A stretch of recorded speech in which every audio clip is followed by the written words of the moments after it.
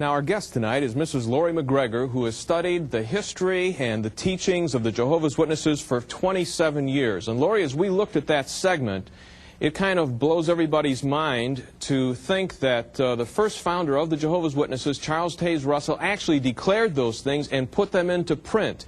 Is that true? And if it is true, why is it that when he died and these things had not come to pass, why is it that people didn't leave the Watchtower Society and it just wasn't finished at that point? When we look at any organization, John, including the Jehovah's Witnesses, we have to look at how they begin, on what foundation are they built.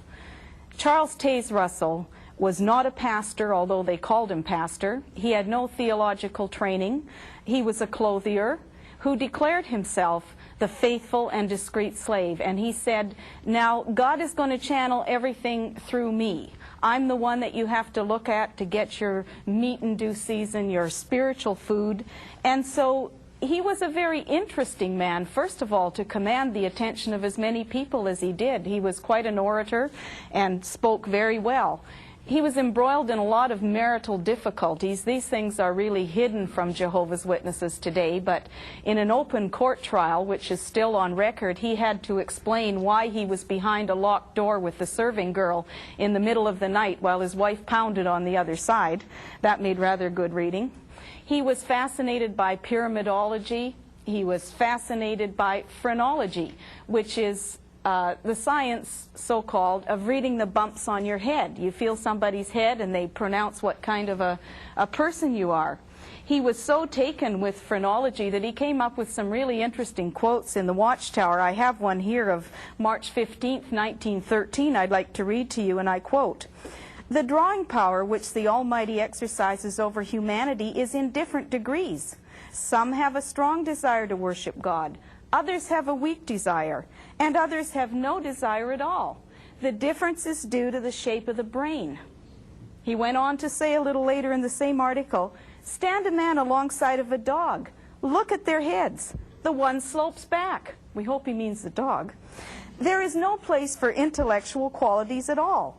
If we could make a man with the same, if we could make a dog, pardon me, with the same head as a man, he would think the same as a man."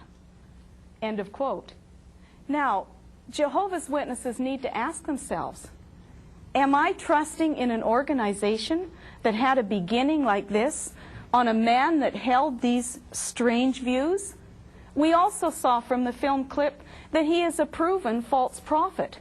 He named 1874 as the time of Christ's invisible presence, and he also said that 1914 would mark the end of everything. The world was not going to go beyond that time.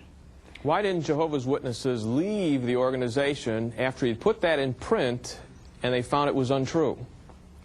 All I can answer you in that way, John, is that when people become so convinced that they have got God's prophet and they have given their loyalty, they have given their money, they have knocked on doors, they have studied, they just can't swallow their pride somehow. And I believe also the Bible speaks of a spirit of deception.